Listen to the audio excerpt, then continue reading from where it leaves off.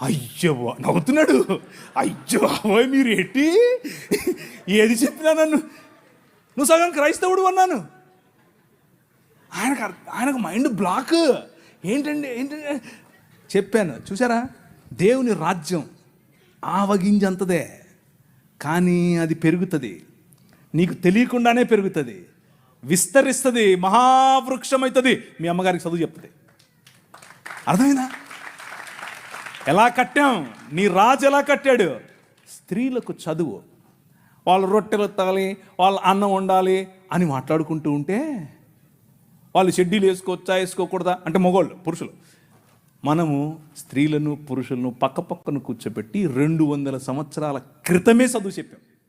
That is the Kingdom of God, దేవుని రాజ్యం. ఆ రాజ్య ప్రభావానికి తట్టుకోలేక